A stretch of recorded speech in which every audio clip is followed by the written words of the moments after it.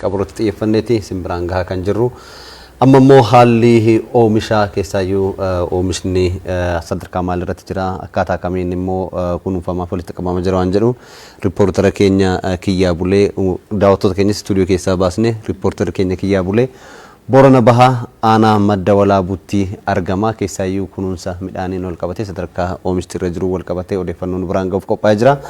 Kiyyaa akkam bultee odeeffannoo kee itti fufuu dandeessa?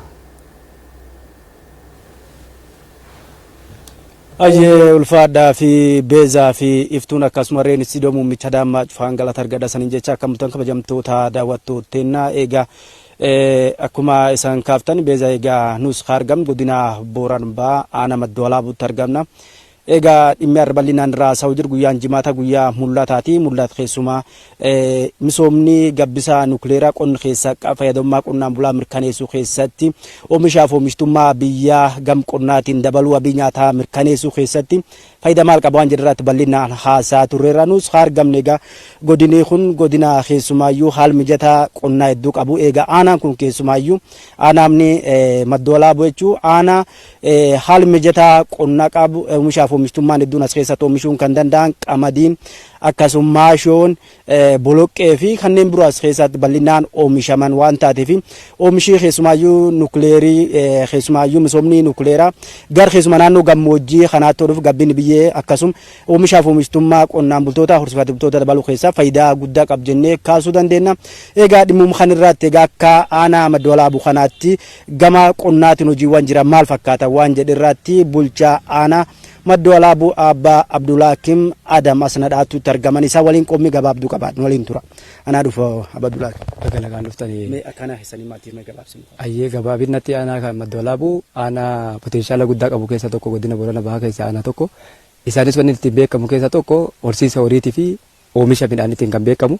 Oomisha midhaaniitiin wal qabatee keessattuu maashoon kan beekamu, qamadiin asitti kan oomishamu, boqqoolloon kan oomishamu, xaafiin kan oomishamuu fi midhaan iddoo kanatti oomishamu hundisaa akka naannoo kanatti akka oomishaman asirraa ibsuun ni danda'ama. Kana keessattuu inisheetivii mootummaa milkeessuu qabu keessa tokko maashoon qabeenya guddaa kana qabu. Asitti amma qabeenya agartan kun maashoodha.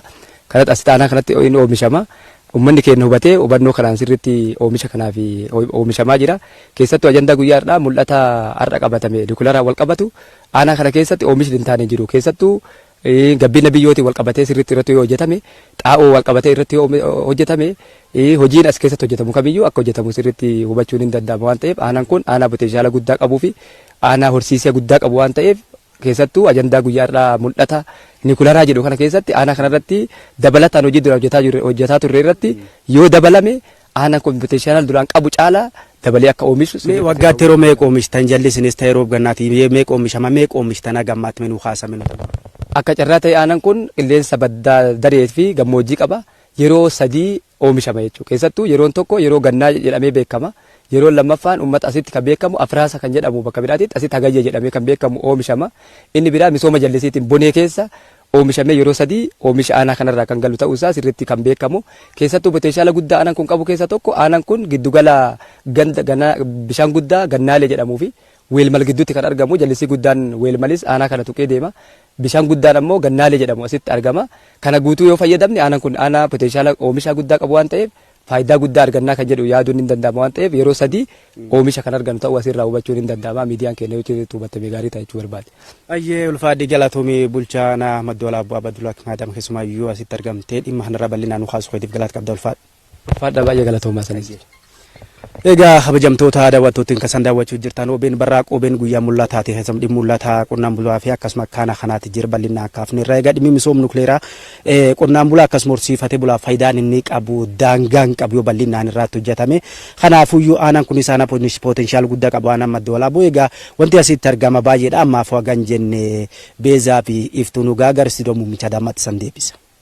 Tole Kiyyaa odeeffannoo nu biraan geesseef keessummaa kee waliin galatoomisiin jenna. Kabajamtoota daawwattoota keenya barraaqni OBN ammallee itti fufaa turtiidhaan booda walitti deebina.